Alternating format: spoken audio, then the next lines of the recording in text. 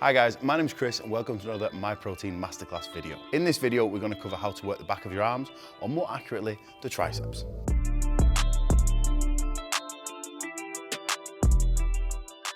To start off, we'll discuss the most common exercise used to work the triceps, which is the cable tricep extension. Most people do this exercise because it does directly target the triceps in an isolated form, but there's also a lot of common errors that would come when working this kind of movement. We'd often see things like a straight bar, a rope, or other attachments being pulled down through the mid-range of the triceps to try and get that contraction at the bottom. And then, although these types of exercises with the cable and different attachments are very useful, they only focus on the mid-range of the triceps. And the tricep heads work in a lot of different directions. A lot of people don't realize that, so they stay just in this mid-range the whole time. If we're to change the exercises and trying to work through the full range of motion, we'd get far better development. So other examples of movements we could use still on the cable would be potentially swapping from a bar to 2 ropes. We often see people using a single rope in the gym to do tricep extension, which is slightly flawed because it's going to hit your body and stop. If we use 2 ropes, we're able to go a lot further past, and then we fully shorten the triceps. So the best place to start is with the cable tricep extension. A lot of people make the common error of not fully using the movement. So I get clients often to lean into the machine more, lean into the cable, and try and get as much elbow flexion as possible to allow a full stretch position for this movement and gain the greatest range of motion possible.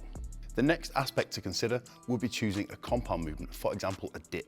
We're going to use multiple muscles, allowing us to load the exercise up a little bit heavier and really try and put some stress through the triceps whilst involving other muscles too. Although isolation movements are fantastic, they only have a limited amount of load that we can use because they're single joint, single muscle exercises. So by using something like a dip, we can go a lot heavier and really gain strength and size in that area that then would have a carryover to all other exercises in our upper body. When it comes to dips, a great place to start would be a bench dip. To do this, we'd get a flat bench and make sure we're putting our hands behind us, sliding just off the edge of the bench, and then focus on the elbow bending as we go down, driving back up through the triceps, which actually is a very easy way to hit the movement correctly. 2 things to look out for that could cause problems with this movement are if you sit too far away and your hips are forward, pushing your shoulder back, you can get a lot of pain in the front of the shoulder because the force is being transferred to there, not through the elbow and the tricep. Then the next point would be if your wrists are too far back and bent back, not on the edge of the bench grabbing hold. You obviously need a nice straight wrist when performing any kind of movement. If it's bent in an awkward position in any way, it will put force into the wrong direction. Once you become comfortable with this type of dip, a great way to progress the movement would be to take yourself over to the assisted dip station, where you can add some resistance to take weight away from your body weight. So you're not going straight from the bench to a full body weight dip, you go into an assisted version of the movement. That then allows you to progress it over time. As you get stronger, you can reduce the assistance needed until you're able to perform a full body weight dip.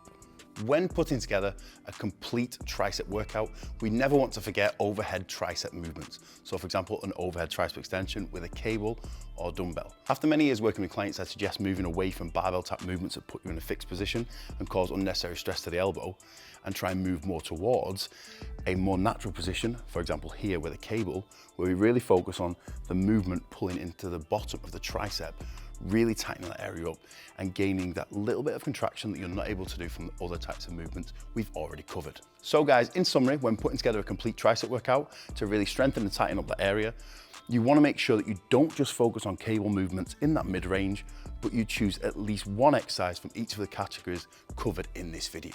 That brings us to the end of another Myprotein Masterclass video on how to tighten up and strengthen your triceps and the back of your arm.